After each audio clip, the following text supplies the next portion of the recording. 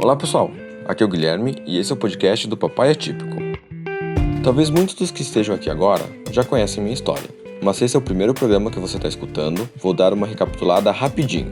Em maio de 2018, minha filha nasceu. Ela teve falta de oxigênio no parto e isso deixou com paralisia cerebral. Aí, aos 4 meses de vida, ela desenvolveu uma epilepsia de difícil controle, tão difícil que até hoje ela toma diversos remédios para conter as crises. Bom, desde o nascimento dela e durante seus primeiros meses de vida, eu vivi o pesadelo de minha filha ter sequelas graves devido às lesões em sua cabecinha. E mais que isso, descobri quanta dor, preconceito e medo eu tinha dentro de mim. Eu queria uma filha perfeita, uma versão 2.0 do Guilherme, que superasse minhas expectativas. E nos meus braços, eu tinha um bebê tomando diversos remédios para controlar sua cabeça confusa. Então, criei o Papai Atípico para dar vazão aos meus pensamentos. Eu precisava tirar do peito algumas coisas. E criei também para conversar com outros pais, para entender como eu poderia aceitar e amar minha filha. Entrevistei alguns homens que me ajudaram e ainda ajudam bastante, e quero conversar com outros homens, saber outras histórias, outras vivências, outras realidades. Mas ainda assim, na minha bolha, no meu mundinho onde pessoas com deficiência eram apenas conhecidos de conhecidos, eu ficava me perguntando: por que é tão difícil para mim calar minhas expectativas e frustrações? Será que se no meu passado eu tivesse mais contato com esse mundo do desenvolvimento atípico, eu aceitaria melhor minha filha e me colocaria à disposição para ajudá-la a se desenvolver? Bom, eu sigo alguns perfis no Instagram de mães e pais que compartilham a vida de seus filhos atípicos. E ainda com essas perguntas ecoando na minha cabeça, eu conheci o Glauco, um desses pais. Sou o Glauco, tenho 35 anos, tenho sido professor e pesquisador, né, mas venho de uma trajetória aqui, sou de São Paulo, trabalhei durante alguns anos nas metalúrgicas lá do ABC, especificamente na Mercedes, então comecei minha trajetória adolescente com metalurgia e depois, já um pouco mais velho, fui cair para o mundo da educação, fui estudar ciências sociais e pedagogia, bom, depois fui fazer mestrado e agora estou na fase final do doutorado aí. Sim. Glauco, como que entrou o se tornar pai nessa história toda? Você lembra o dia que você recebeu a notícia? Você lembra como que foi? Como que vocês estavam? Lembro sim. Bom, em 2017 entrei no doutorado, eu morava em São Bernardo, tá em São Paulo, a gente estava junto, e aí a gente resolveu, né, pensar num espaço pra gente ficar junto, tal, alugar uma casa maior. Então a gente arrumou uma casa, isso em fevereiro, só que a casa estava em reforma, a gente não estava com pressa, então esperou até entregarem a casa, que foi em maio, mais ou menos, final de maio de 2017, isso. Eu estava na casa dela, agitando, guardando as coisas, encaixotando, e aí nesse dia, pegou, né, o exame e falou assim, a gente tá grávido e tal. Bom, era uma questão que a gente não queria de imediato, a gente já estava falando e querendo sim ter filhos, mas não necessariamente naquele momento antes da mudança, assim. A gente só tinha pensado até em ter um pouquinho depois de estar morando junto e tal. Mas a gente sabia do risco e que poderia acontecer a qualquer momento, e aconteceu até mais rápido do que a gente esperava, né? No dia da mudança, nossos pais vieram ajudar a mudar as coisas, a ajeitar a casa, e aí a gente contou nesse dia, né? Então, quando abriu a casa, já contando a história. E foi muito legal, acho que para todas as famílias, é o primeiro neto de todos os avós, né? O tiozinho tem 3 pares de avós, então todo mundo ficou muito feliz. A possibilidade do novo e uma nova vida encanta, acho que todos nós, né? E aí o começo da gravidez, assim, foi tudo super muito tranquilo. A gente começou a namorar juntos, se descobrindo também juntos aqui, né? O tiozinho crescendo muito bem na barriga, uma gravidez super incrível. Aí o tio então tava com 6 meses para 7. Nós tínhamos um exame, um ultrassom, que não era das datas pré-definidas, era um a mais, assim, que nós íamos fazer. A médica que estava conduzindo o exame ficou um pouco assustada, assim, olhou pra gente e falou, ó, tem uma alteração. Bom, a médica da tá, né, a ginecologista dela que estava acompanhando a gravidez inicial, já ligou e falou, ó, vem aqui que tem uma alteração, e aí nós fomos lá no hospital. Esse dia foi, acho que, um dos dias mais difíceis, pelo menos pessoalmente para mim, né, porque quando falou dessa alteração e falou que era no cérebro, eu já resgatei toda essa história que eu contei pra você sobre a escola, sobre o passado, sabe? E a vida me convidando novamente a estar em contato com isso. Você deve estar se perguntando que história de escola e de passado é essa. Para responder essa pergunta, precisamos voltar para 2009, pois a história de paternidade do Glauco começa muito antes dele sequer imaginar ser pai. Começa com um simples estágio que ele conseguiu, enquanto cursava pedagogia, em uma escola sobre a qual ele pouco sabia. eu tava procurando emprego, né? Tava procurando um estágio em escola. E aí me convidaram para essa entrevista. Eu fui até a escola, né? Uma escola na cidade que eu morava, em São Bernardo. E fui até a escola, entrei direto na sala da direção e da coordenação. Aí elas fizeram uma conversa comigo e a gente bateu um papo, falou sobre valor, essas coisas. E falou, não, acho que você tá contratado. Ah, eu falei, ok, né? Ela falou, então vamos lá conhecer a escola. E aí, quando eu saio para conhecer a escola, era uma escola para pessoas com deficiência, assim. Então, foi um choque, porque elas não me falaram isso na entrevista, porque tem muita dificuldade de encontrar profissionais que queiram trabalhar, né? No caso, a sala para que eu fui contratado era uma sala dos adultos mais graves, então tinha muitos lá que não respeitavam a figura feminina, que eram extremamente agressivos, e aí eu sou grande, né? E quando eu cheguei lá para entrevista, elas já me contrataram, porque um professor que trabalhava nessa sala tinha pedido para sair um período, e aí eu fui contratado. E aí foi meu primeiro contato, então, com educação e também um contato mais cotidiano com uma pessoa com deficiência, né? Ali eu aprendi muito a questão do cuidado, sabe? Desenvolvi, acho que algumas coisas, assim, de humanizar mesmo, de humanidade, assim, sabe? De se colocar, de empatia, de sensibilidade, afeto mesmo, sabe? Então foi uma experiência incrível. Sim, foi a primeira vez que você teve contato com pessoas com deficiência? Então, contato, assim, cotidiano, sim, né? Mas eu, na infância, sei lá, em torno de uns 12 anos, eu tinha um grupo de samba, né, com os amigos da escola. E o irmão de um dos meninos, ele tinha deficiência. Bom, eu não sei te dizer qual deficiência, assim, mas acho que circula aí um pouco do espectro autista, né? Mas não tenho certeza. E aí ele era muito carinhoso, mas também era um pouco agressivo, se irritava muito fácil. Eu lembro da gente ensaiando e ele sempre ficava perto de mim, sabe? Ficava me provocando, assim, brincando comigo. E assim, e o sentimento que eu tenho, isso assim, é de curiosidade, é de insegurança, um pouco de medo. E bom, isso me marcou, assim. Então, ao longo da vida, sempre que eu encontrava uma pessoa com deficiência, vinha essa questão da memória, sabe? Curiosidade, insegurança e medo. Na minha infância, eu sentia insegurança, medo e muito incômodo nas vezes que eu estava em contato com alguma pessoa com deficiência. Eu ficava me policiando para não ficar reparando na pessoa, nem de canto de olho, para assim não gerar nenhum desconforto para ninguém. Mas daí que o desconforto vinha com tudo. Bom, retornemos à escola, para o dia em que o Glauco foi contratado.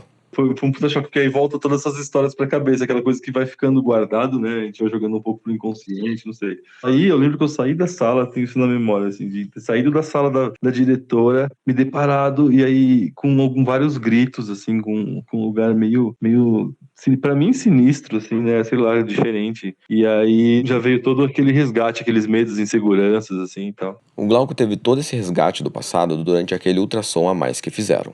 As possibilidades futuras sempre se apoiam em nossas experiências passadas, seja para situações otimistas ou para situações em que ativam nossa ansiedade. Agora que vocês sabem o que veio na memória do Glauco, voltemos para 2017, para a época do ultrassom, quando o Glauco e a Thaís foram falar com a ginecologista que estava acompanhando a gestação. Então, aí, né, chegando no consultório, ela abriu o exame e falou: ó, o Tchê tá com um ventrículo cerebral dilatado, então o padrão é 10 milímetros, acho, e tava com 13, 12, 13, algo assim. E o normal, o normal é 10, 11 é leve, de 12 a 14 é moderado e 15 é grave. E aí fizemos esse exame, aí depois fizemos mais um segundo exame, chegou a 15. Aí nós fomos ao encontro de um médico especialista em ultrassom de feto, né, para ele tentar descobrir qual que era a causa desse aumento que estava acontecendo. Aí Thaís fez todos os exames possíveis de sangue para ver se tinha tido alguma coisa, ainda nada, não teve nenhuma febre, nenhuma alteração de exame, nada, para poder falar o porquê que isso aconteceu. E aí um médico, né, esse cara que é um professor da USP, ele conseguiu encontrar que ele tinha uma agenesia de corpo caloso. Uma agenesia de corpo caloso. Agenesia significa falta de, e corpo caloso é a parte do cérebro que conecta os hemisférios direito e esquerdo, permitindo a troca de informações entre esses dois lados, para que eles atuem de forma harmônica. Então, o que o médico descobriu é que o Thier, durante a gestação, tinha a ausência dessa parte do cérebro, a ausência do corpo caloso.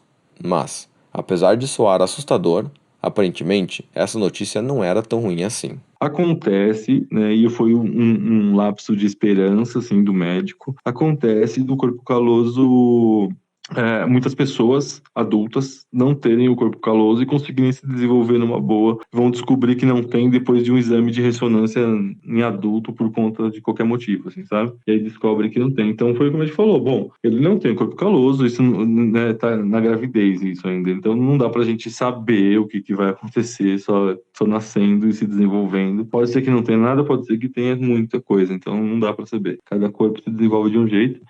Ele falou assim, inclusive o bebê tá bem, vocês podem ter a gravidez do jeito que vocês quiserem, como quiserem, porque tá tudo ok. E aí, nisso, depois de 2 ou 3 exames de ultrassom, o ventrículo parou de dilatar, estabilizou no tamanho, né? Bom, eu não vou saber explicar exatamente o que é o ventrículo cerebral, mas sei que até 10 milímetros de tamanho é considerado ok. A partir de 10 milímetros é considerado ventrículo-megalia. De 10 a 12 é leve, de 13 a 15 é moderado e acima de 15 milímetros é grave. Otier, com 6 ou 7 meses de gestação, chegou a ter 15 milímetros e depois voltou ao normal. Isso, e a ausência de corpo caloso, acenderam uma luz amarela para o Glauco, uma luz que indicava que o Thier talvez pudesse não ter um desenvolvimento típico. Eu acho que a priori eu já estava tendo essa sensação de concretizar mesmo, de falar, não, sabe, é uma questão minha, assim, eu vou ter que lidar com isso durante a vida toda mesmo, sabe? Mas depois de alguns pareceres médicos e até, né, também de um pouco de esperança, de acreditar e de conversar, a gente acaba também crendo que pode ser um grande susto e as coisas se desdobrarem de forma mais normal possível, sabe? E o Tia chegou 30 dias antes do previsto, né? A previsão para 40 semanas era dia 30 de janeiro e ele chegou no dia 1º de janeiro mesmo. O Tia chegou por via normal, com nota de Apgar, se não me engano, né? Com nota de 8 e 9, então com nota super alta, super bem, na boa, assim. E aí ele nasceu, ainda ficou 1 hora no nosso colo, sabe? Só que, como ele tinha esse histórico de gravidez, ele foi encaminhado direto para UTI. Aparentemente não tinha uma necessidade, mas era mais para eles tirarem essa hipótese da gravidez, para fazer um acompanhamento agora em vida. Tanto que ele ficou 10 dias na UTI, 11 dias na UTI, para nada, sabe? Ele ficou só em observação, esperando uma observação neurológica, porque ele já tinha esse histórico da gravidez e para nada, saiu da UTI bem, fez um eletroencefalo na UTI que não deu alteração nenhuma. Então a gente saiu da UTI acreditando que ele não teria nada, sabe? E com esperança de que as coisas poderiam acontecer mais tranquilas, assim, né? Que não teria nenhum grande impacto ou alguma coisa mais motora que daria para ser contornada e tal. E como foi ir com ele para casa depois desses 11 dias ali? Então, aí começa as aventuras, aí o sobe e desce, né?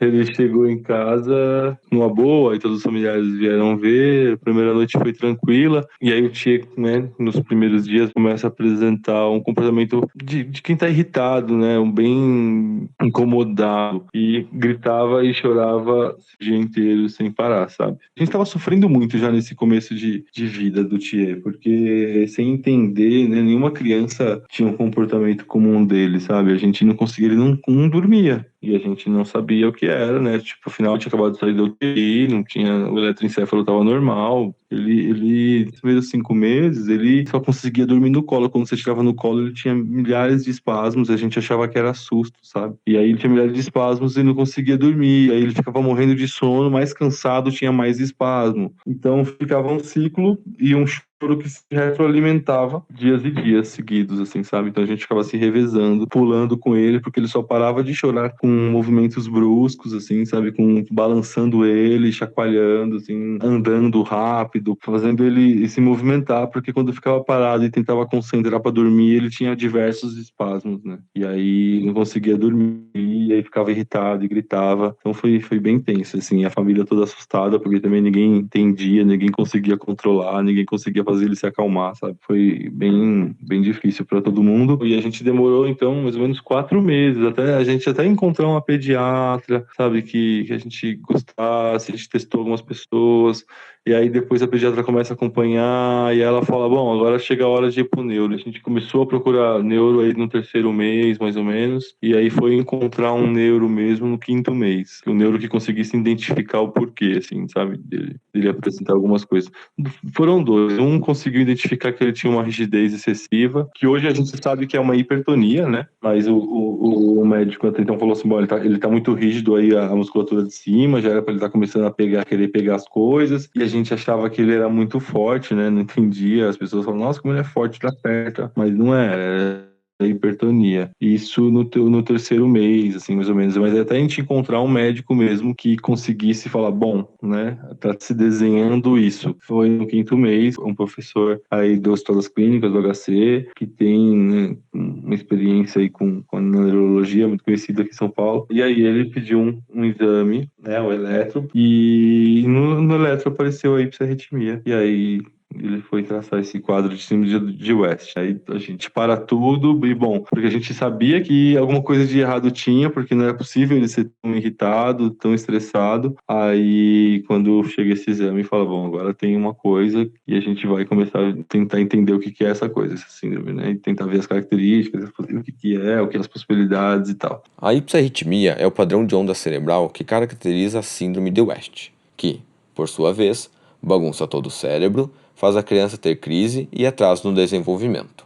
Mas aí quando a gente tem esse diagnóstico, foi um dia de choque, assim. Depois a gente foi dar uma vacina dele, a gente nem sabia que não poderia dar vacina, né? Porque quem tem questões aí neurológicas, algumas vacinas estimulam ainda mais, e a gente nem sabia disso, e a gente deu essa vacina no mesmo dia que soubemos desse diagnóstico. A gente já estava super abalado, e nesse dia ele teve diversas convulsões. E foi uma noite muito ruim, porque ele teve febre, então foi um momento bem chato. Mas desse diagnóstico pra cá, começou a ser introduzido alguns remédios, começou a ganhar em qualidade de vida. Ele começou a conseguir dormir, ele começou a ficar um pouco mais quieto e mais calmo durante o dia, sabe? Ainda até hoje ele precisa muito do colo, ele tem que ter esse contato, ficar no colo, enfim, né? Tem diversas questões ligadas a isso, mas ele ainda quer o colo e quer estar no colo, então não gosta de ficar sozinho. Mas ele começou a ter um avanço aí, pelo menos na qualidade de vida dele, no cotidiano dele. E o que melhorou também pra gente, né? Porque agora ele conseguia ter uma qualidade de sono, ele conseguia ter um dia mais tranquilo. E a gente ganhando, né, qualidade de vida, a gente passa a dar para ele qualidade de vida também. Então, o nosso bem-estar, o nosso estar, assim, vai impactar diretamente no que ele sente. Saber do diagnóstico sempre traz um alívio.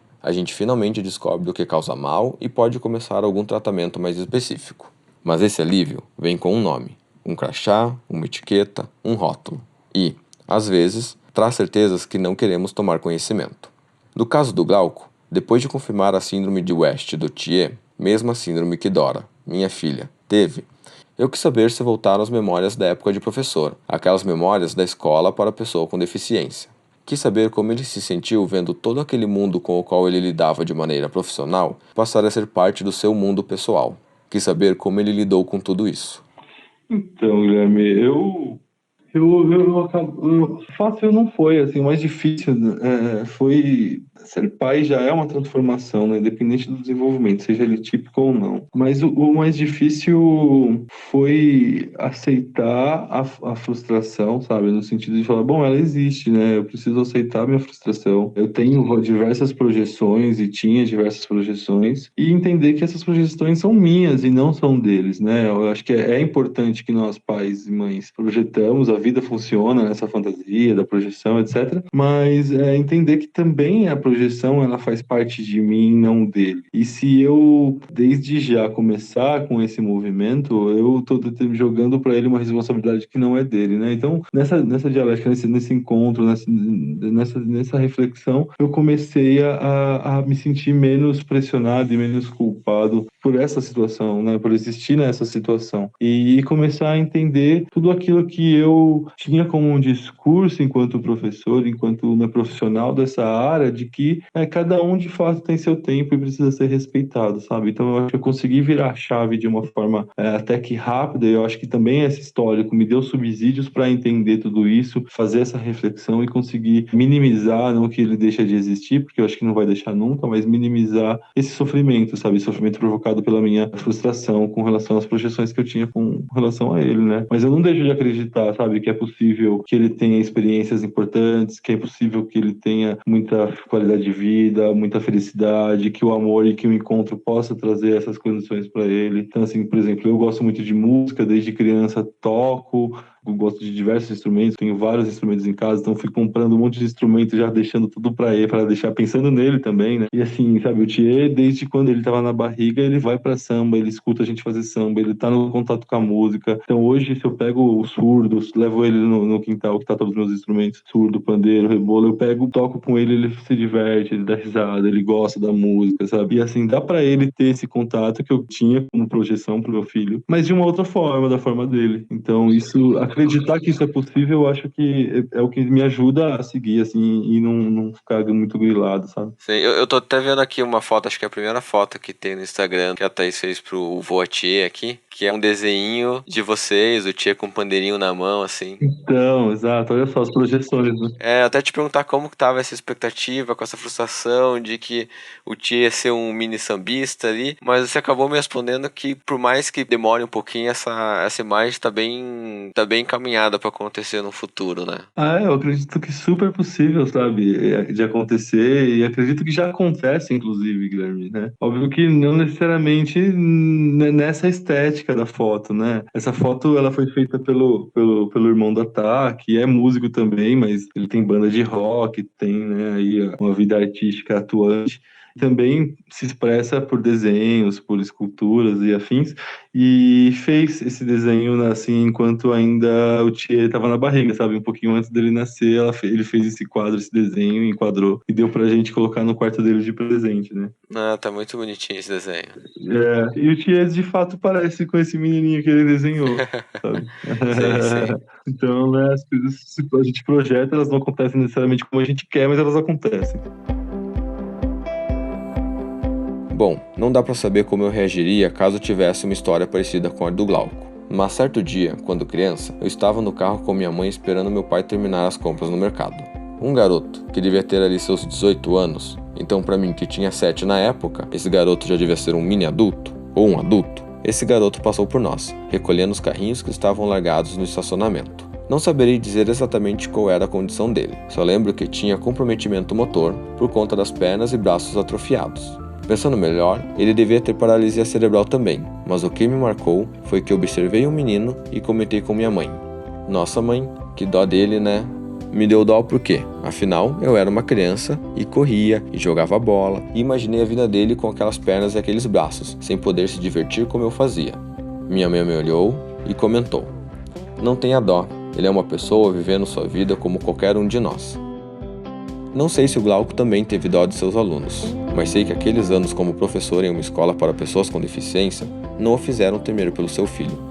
Na verdade, abriram seus olhos para a beleza das diversas apresentações da vida e suas possibilidades. Tive muitos alunos com paralisia cerebral, em vários níveis diferentes de qualidade de vida, sabe? Tive diversos alunos com síndrome de Down, com síndromes mais raras, enfim, com deficiência mental grave, alunos agressivos, alunos amorosos. Bom, isso aí tem muitas histórias daí do contato com a escola, né? No primeiro dia que eu fiquei sozinho em sala de aula, o menino tentou me agredir, assim, são umas coisas, mas ao mesmo tempo, né, depois do trabalho, assim, depois de anos de convívio, o menino dormia no meu colo, sabe? Foi coisas incríveis, assim. Tudo passível de se desenvolver a partir da relação humana, sabe? E se ver isso na prática e acreditar que é possível, assim, é interessante, porque dá possibilidade de criar horizonte para essa pessoa, sabe? E para essas famílias também, né? Foi um momento importante, um momento de formação, assim, teórica, acadêmica durante a faculdade, mas também um momento de formação para a vida, sabe?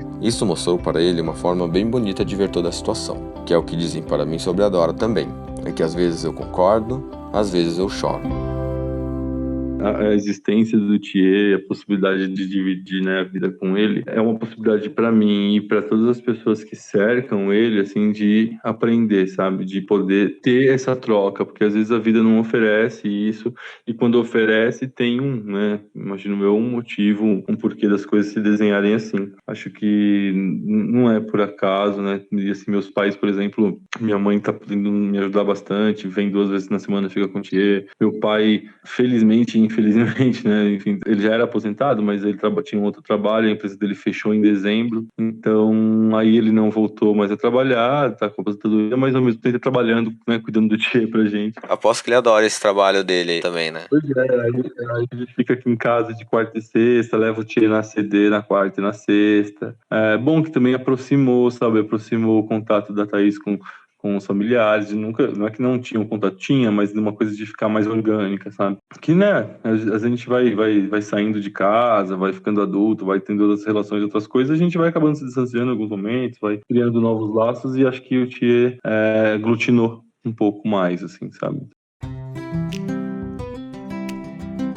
Então que consigamos enxergar nos nossos filhos a possibilidade e o convite de sermos nós mesmos nossa melhor versão, independente de como for seu filho, desenvolvimento típico ou atípico.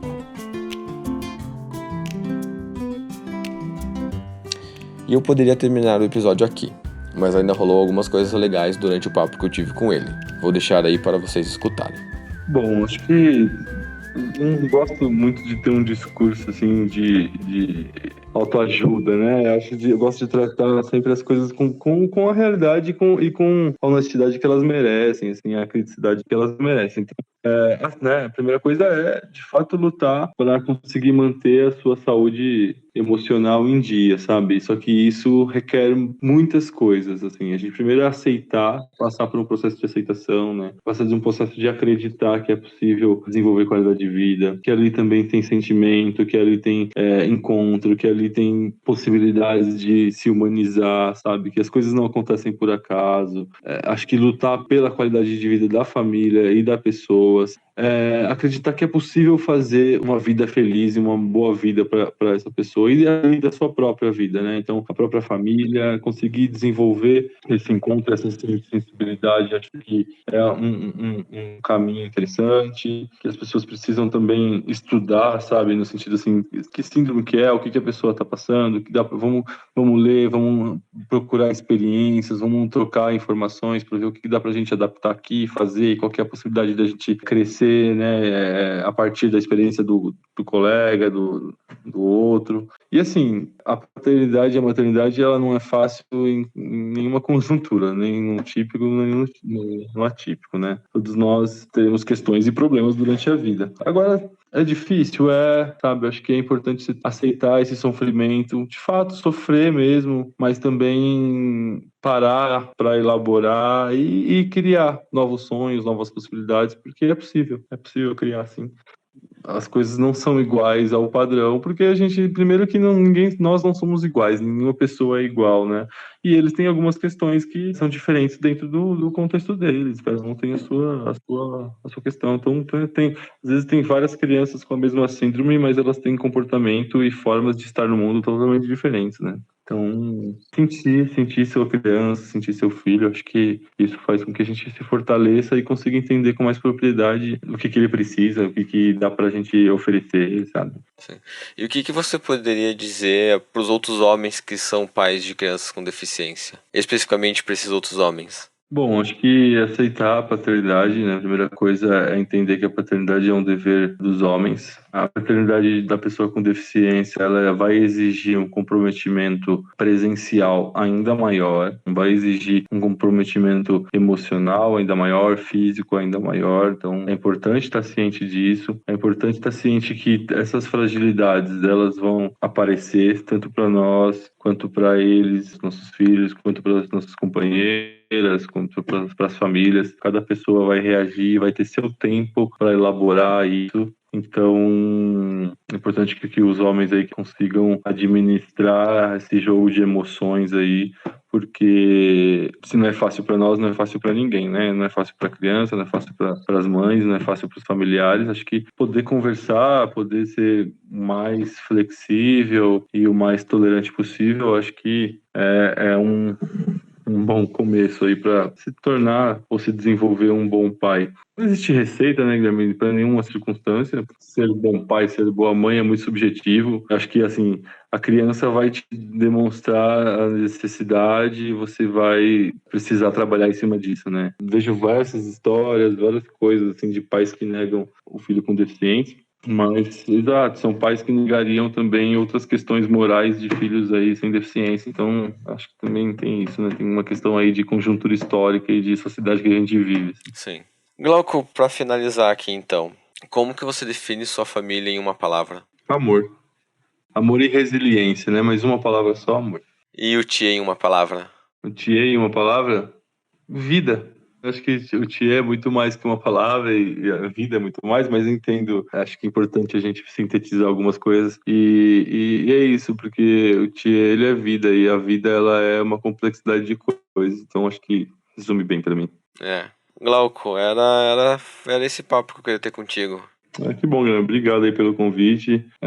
Bom, acho que, né, a gente tem a história, ela é muito ampla e cheia de detalhes que em outra oportunidade a gente pode entrar mais. Mas, bom, fica aí o bate-papo. Espero que ajude aí, que traga alguns frutos, né, no sentido das pessoas poderem refletir, pensar um pouquinho mais sobre o que é isso, o que é essa paternidade. Essa é a minha história, então ela se resume à minha experiência, mas acho que fazer essa troca é uma possibilidade da gente poder enriquecer, né? Enriquecer intelectualmente, enriquecer pessoalmente, como ser humano, enfim, com possibilidades de existir aí. Cara, eu agradeço de todo o coração você ter vindo aqui compartilhar sua história com a gente, comigo, com o pessoal que tá ouvindo. Eu quero deixar um espaço pra você, de repente, divulgar onde que o pessoal pode te achar, onde que o pessoal pode ver as fotos do Thier, que é um menino fofíssimo. Ele é fofo. Ele é super figura, assim, ele tem uns tiezinhos, né, uns passarinhos pendurados na nossa cozinha,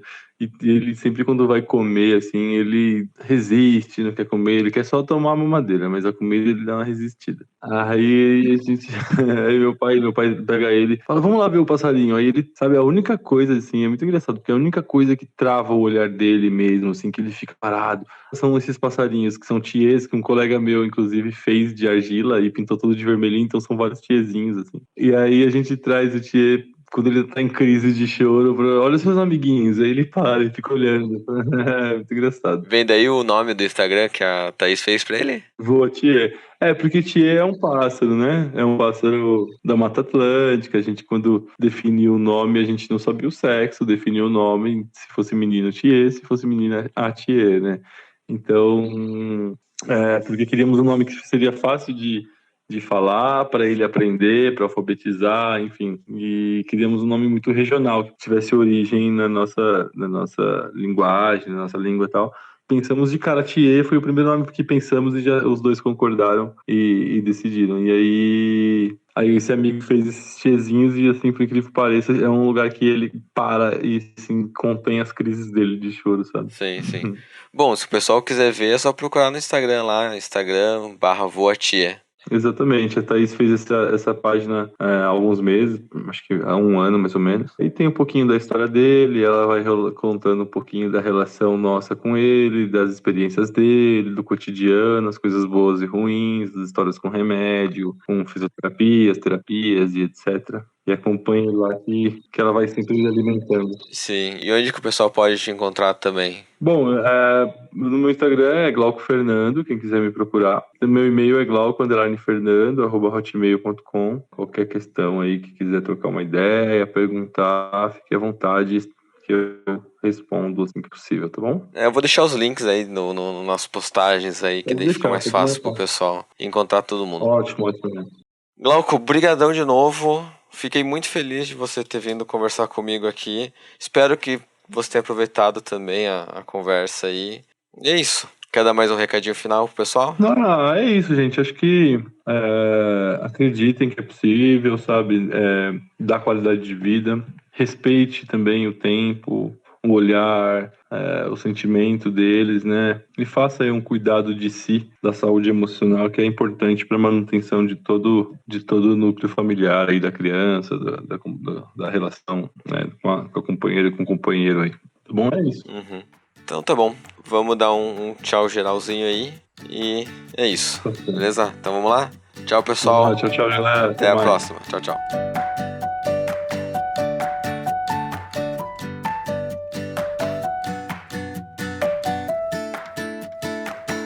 Então é isso aí por essa semana, pessoal. Obrigado por escutar esse programa até aqui. Antes do tchau final, só um pedido. Comenta comigo o que você achou desse programa. Pode ser no YouTube, pode ser pelo Instagram, pelo Facebook ou por e-mail. E falando em redes sociais, aproveite e segue o projeto lá no Instagram /papaiatípico, no Facebook e no YouTube. E, se você, pai, deseja fazer como o Glauco e compartilhar sua história, entre em contato pelo e-mail papaiatípico@papaiatípico.com.br ou pelo instagram.com/papaiatípico, ou até lá no Facebook também. E se você conhece algum pai que possa se identificar com as histórias, apresente o projeto para ele. Mostre que ele não está sozinho. Bom, por hoje é só e até o próximo programa. Tchau!